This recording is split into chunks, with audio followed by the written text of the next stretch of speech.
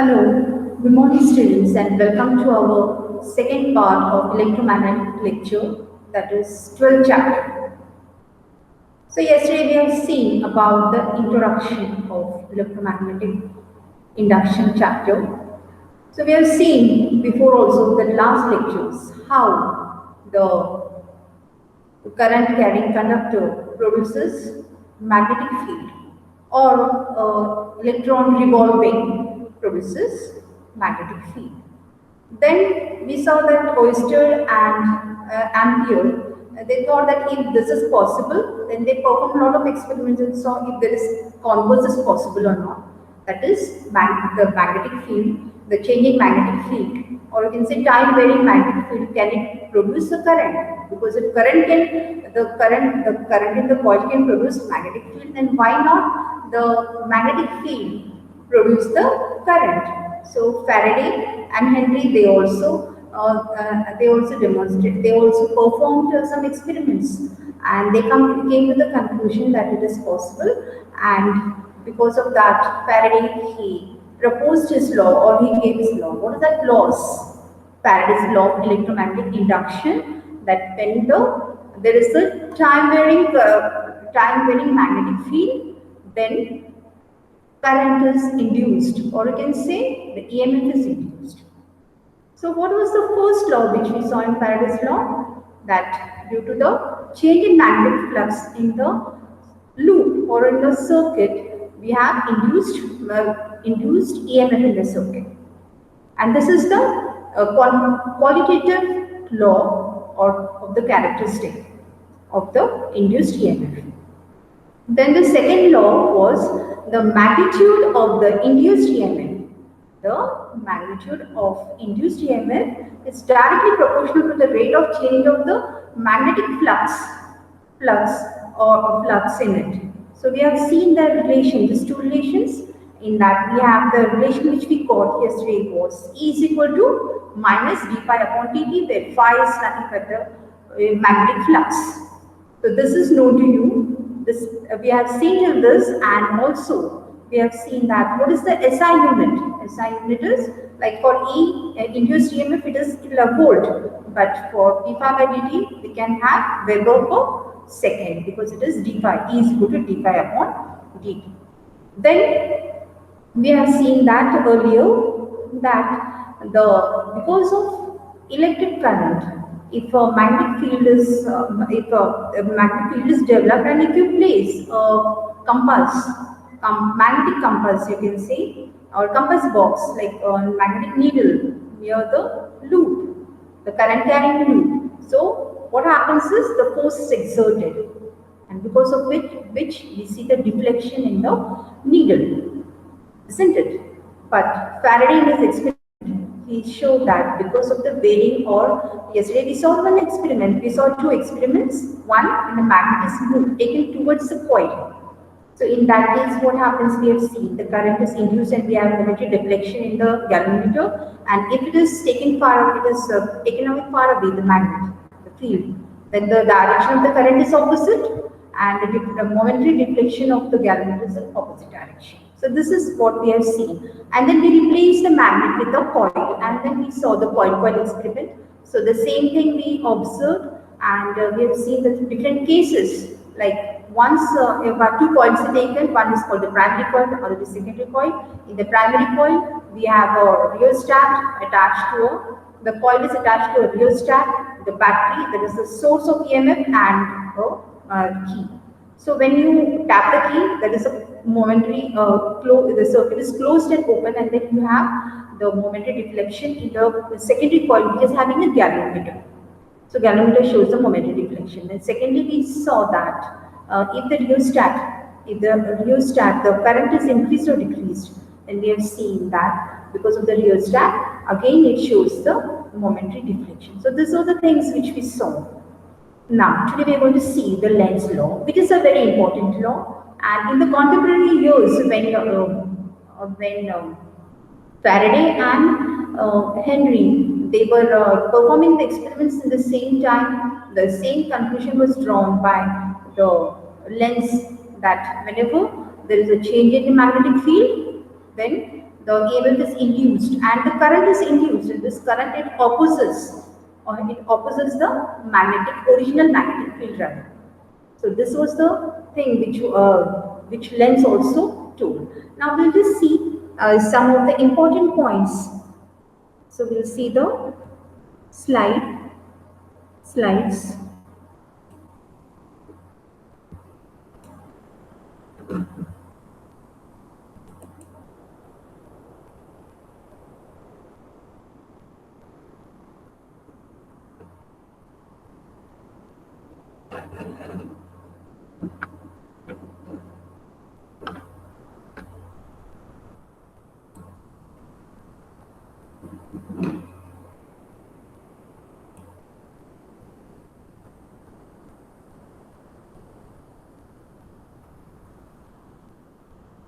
So children, this is the part 2 which we are going to see, and what are the contents which we are going to see in this chapter, this second part we are going to observe.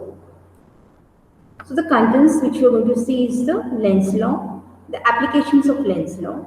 In that we have motion of a magnet towards a loop, then energy conservation in Lenz law, then we have Lenz law and Faraday's law, and flux of the field. So what is the Lenz law? So I just told you that is the direction of induced current in a circuit, in a magnetic in a circuit is such that magnetic field produced by induced current opposes the change in the magnetic flux that induces the current. Okay, and then the direction of induced EMF is the same as that of induced current. So these are the three more important points of the Lenz law. So the direction of induced current in a circuit is such that the magnetic field produced by induced current opposes the change in the magnetic flux that induces the current. Then we have in short we can have the induced EMF tends to set up a current that action of which opposes the change that causes it. So here you can see that there is a magnet, and when there is a coil here and there is a bulb, you can see here there is a galvanometer here. So what happens is when this magnet is brought towards this coil, then there is the current flowing because of the magnetic flux created here. There is a magnetic flux or magnetic lines you can say, and the current is in the anti-clockwise direction. And because of this current, what will happen? Because when the magnet is taken towards this, then you can see that the light is on because of the current, induced current. The induced EMF is set up and the induced current is there. But what happens is, because of this magnetic field, the magnetic flux, when this is brought closer, when magnet is brought here, so it tends to repel. It tends to repel because here, because of the coil, it forms here north pole. Here it's not there written, but here it forms the north pole. When north pole is taken towards the coil, this coil, the current is in the anti-clockwise or counter-clockwise direction, and because of this, this is the north pole. Then here it is also north pole. This face shows the north pole. So what happens because of this? There is a repulsion. So it tries to move far away from this magnet here. You can see that. So it opposes the field, you can say rather. And the second one is like if you take this, you take it away, not this is north pole. South pole, you take it away. What happens is the magnetic flux is such that the current, it starts flowing in the clockwise direction, remember. And then there is a south pole formed here, and this south pole and this north pole, there is the force of attraction between them. So here you can see that. So this is the Lenz law that opposes. See, the direction of the induced current in the circuit is such that magnetic field produced by induced current opposes the change in the magnetic flux that induces the current. So this is regarding the Lenz's law. You may write it down. So when North Pole is taken towards the coil, this becomes the North Pole and there is repulsion. Here when North Pole is taken away from the coil, this becomes the South Pole and the direction of current is clockwise. We'll see it later on also. During the applications, we'll see that. Then, applications of Lenz's law. This is 12.3, applications of Lenz's law. Now, motion, the application, this is the one of the application, motion of a magnet towards a loop. Okay, now see here there is a magnet. You can see a dipole. This is the dipole or a magnet. The North Pole, this is the loop, and the North Pole is brought towards this loop. The current, so see here, this is taken near the loop. So see here, as the North Pole of the magnet is moved towards a loop, the loop's North Pole must face the approaching North Pole of the magnet so as to repel it. So here, the loop's North Pole should face this North Pole. So what will happen? There is repulsion. According to the curled right hand rule, induced current in the loop will be in counterclockwise direction. So the induced current is in the counter, or you can say anti-clockwise direction. You can see this.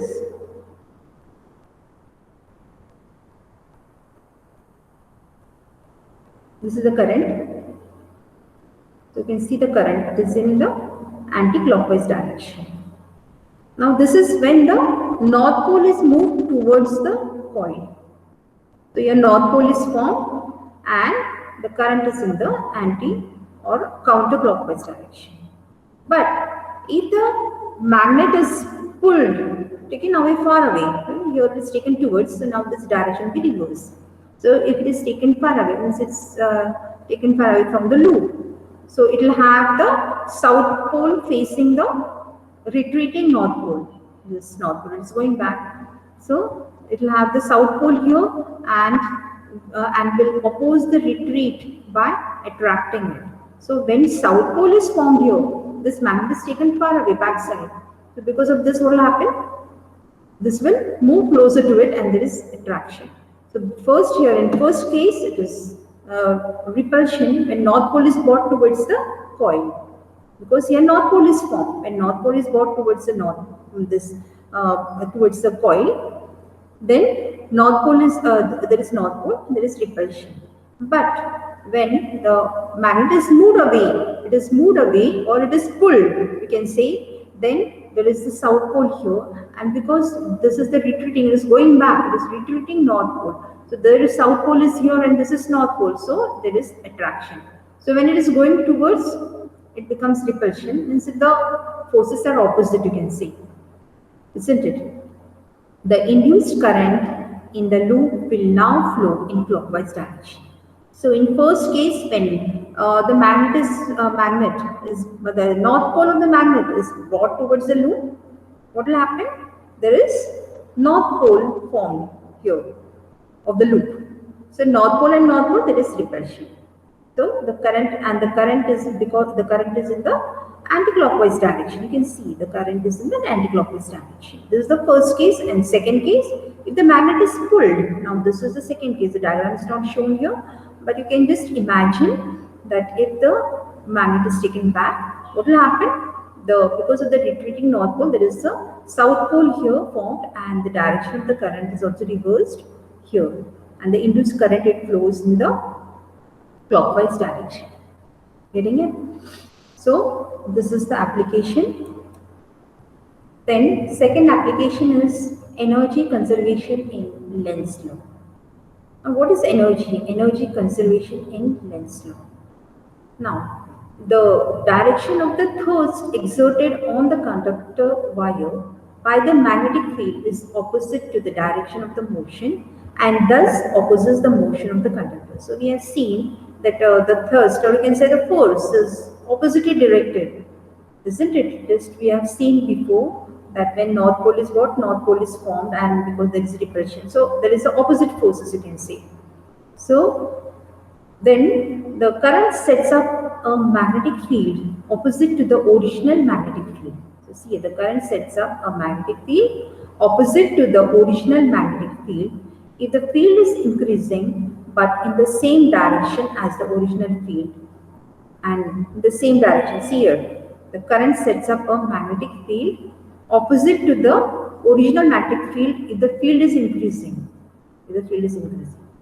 But the current is in the same direction as the original field if the field is decreasing. So these are the conditions you see, 2 points are there. The induced current once started flowing in the loop would keep increasing indefinitely, producing. Now what will happen because of the increasing field? What will happen? So we know Joule's law, Joule's heating law. So when it is increasing, the field is increasing means what? The EMF is increasing, the current is increasing indefinitely.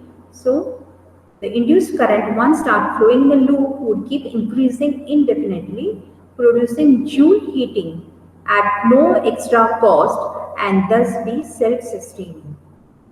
So this is very important, and we can have just a short law, Lenz's law, that every effect of induction acts in opposition to the cause that produces it.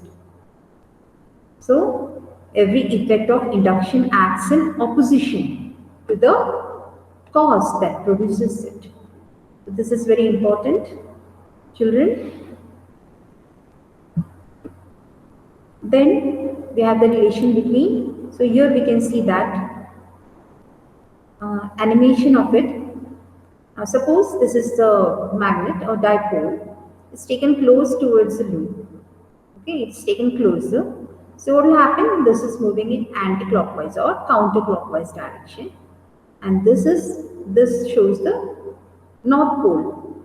So when north pole is there, that is repulsion, isn't it? And then in second case, we have seen that the magnet is taken far away. It's taken far away from the loop. So what will happen here?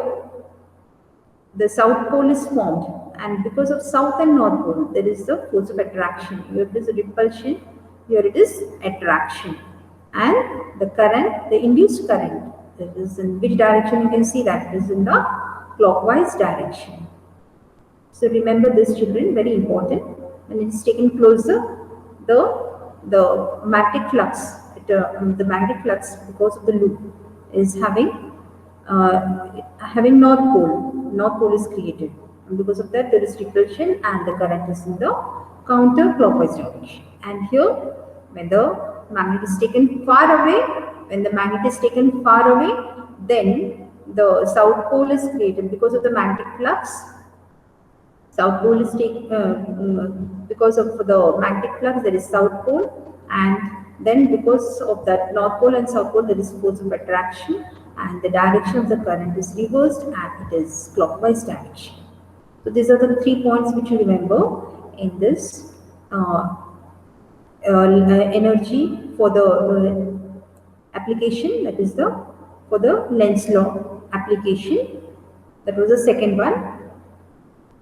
Now we have the relation. Now Lenz's law and Faraday's law. We just have the Lenz's law and Faraday's law, how they are equated, you can say rather. Okay, now consider area vector A of a loop. It is actually vector A of the loop perpendicular to the plane of the loop is fixed and oriented parallel, that is theta equal to 0 to the magnetic field B. Now see here, area is there, vector A of the loop. So consider the area A of the loop, which is perpendicular to the plane of the loop, is fixed and oriented. It is fixed and oriented where theta is equal to 0. It is a dot product, so when theta is 0, so it will become cos 0 is 1. So just to the magnetic field B. The magnetic field B increases with time. Magnetic field B increases with time. Now using the definition of flux, the Faraday's law can be written as. So we know the definition of flux, that is E is equal to minus d phi by dt. But what is phi? Phi is nothing but B dot A. D B dot A. Now what is constant will be taken out of this. So it is mod A is taken out and that is dP upon dt. So this was regarding the Lenz and Faraday's law. Then next point which we are going to discuss is about the flux of the field. Now what is flux? You know, magnetic flux. Flux is nothing but magnetic lines of forces per unit area, isn't it? Now, suppose suppose the element of area dA is situated in a magnetic field B. See here, small dA is there. It is situated in the magnetic field B, capital B. Magnetic field is B. The flux of B through the area dA. Now we are taking a very small area. Okay, small area dA, which is given by, so d phi will be given by what? This small area, because of that we have d phi. D phi is equal to B dot dA. Now it is a dot product, so B mod dA mod and then cos theta. So we will not consider the signs here. Then consider a finite area S. The magnetic field B will not be the same at the different points within the finite area. So see a area, suppose if we take a big area of which dA is a part, small part, this dA is small here. So it is we are going to consider the big area, that is S. So to consider the finite area now, will not consider the small, the finite area S. The magnetic field B will not be the same at the different points within the finite area. So what is, we'll see that it is varying with time. So calculate the flux over each section and then to integrate on the entire area. So what we'll do is, for the entire area we're going to calculate. So what we'll do is, we take either summation or integration. So phi is equal to, now it was d phi here, I will take phi is equal to integration B dot dA. If the magnetic field at every point changes with time as well, then the flux phi will also change with time. So if B is changing every time with time, phi also will change. So we have written it is with respect to t, it is changing. So E is equal to minus d phi upon dt, which is equal to minus d upon dt, and for phi you will write bt dot dA. So this is a very important relation, flux of the field with respect to time. So what you have to do with the steps are, first you consider for the small area, then you consider for the large area, because B changes. So B changes with respect to time. This is a small element of dA bounded by a curve considered in anti-clockwise direction. So right hand screw rule is applied here. So this is, and B is the finite surface, and this is the small element area. This is small element and this is the finite surface. Then next point which we are going to see, children, is the motional electromotive force. So this is very important. Again, see here, there are two parts. First method we'll see here is the translation motion of a conductor. Now what is the translation motion of a conductor? You know. Consider, see here it is shown, you can see in your textbook actually, 269 page. Consider a rectangular frame of wire ABCD of area Lx. Lx means L is the length and X is this length. Understand? Is situated in a constant magnetic field B. So when it is told constant magnetic field, here we represent this by this. You can see that they are at the equidistant. This crosses, you can see they are at the equidistant position. So this is nothing but uniform, or you can say constant magnetic field. Okay, the conductor is placed in this constant magnetic field. As the wire BC of length L is moved out with velocity BC of length L, and it is moved out with velocity V. So this length L is moved with velocity V. So V is the velocity given. Then the flux phi through the frame ABCD is. So you know flux is nothing but B into A. So for A you are going to substitute Lx.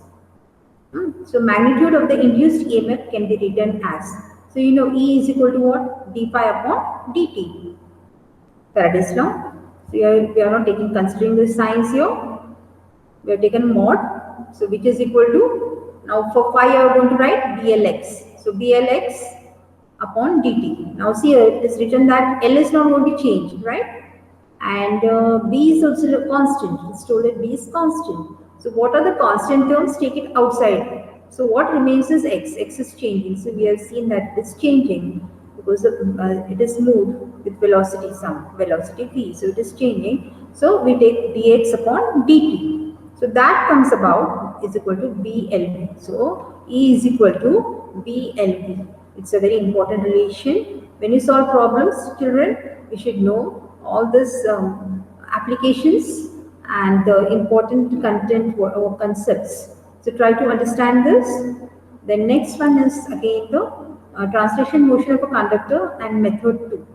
In this case, again same thing, consider a rectangular frame ABCD of area Lx and it is situated in a constant magnetic field P. As the wire BC of length L is moved out with velocity v, when the charges Q moves a distance along the wire BC, now the charges are moving, then the work done is given by Lorentz force. So we have studied earlier, children, what is a Lorentz force. Lorentz force, it has both. We have seen that Lorentz force, it is the addition of both electric field and magnetic field. So here we are going to consider magnetic field. Now force. Now we know what is the work done. So work done, W is equal to what? Force into displacement work, isn't it? And that is equal to what? Force is given by Q V cross B vector dot L.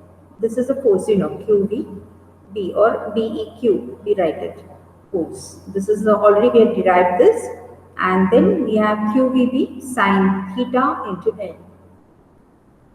Now E is equal to, we are going to find out again E. E is equal to what? W work done upon Q. That is the EMF. So again this is the other form of this equation, W upon Q. The this electromotive force is equal to W upon Q, work done upon the charge. So that is equal to QVB sine theta. Same thing you write down into L upon Q. So QQ will get cancelled. So we will have VB sine theta dot L. So this is also one of the relation. This is the work EMF generated is work upon charge. So this also, and the previously we have seen that also form we can have d pi by dt. Here this is E is equal to BLV, and the next this form is E is equal to VB sine theta dot L. So these are the two relations regarding the translational motion of a conductor, and next lecture we will see the rotational motion of a conductor. So this is, I think, enough for today's lecture, and hope you understand, and please open your textbooks and read them. Try to understand the concepts, children. If you have any problem, you may ask, and questions, or you can say the assignment for you is write down the questions. What is the Faraday's law? The two laws, first law and the second law, and derive it and write its unit. And second thing,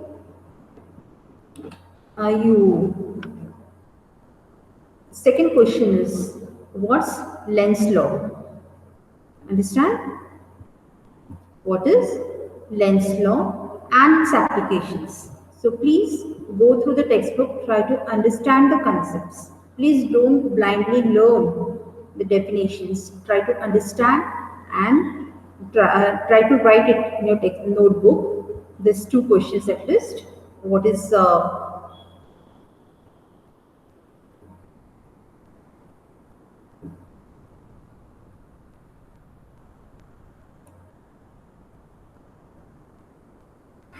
Yes, children.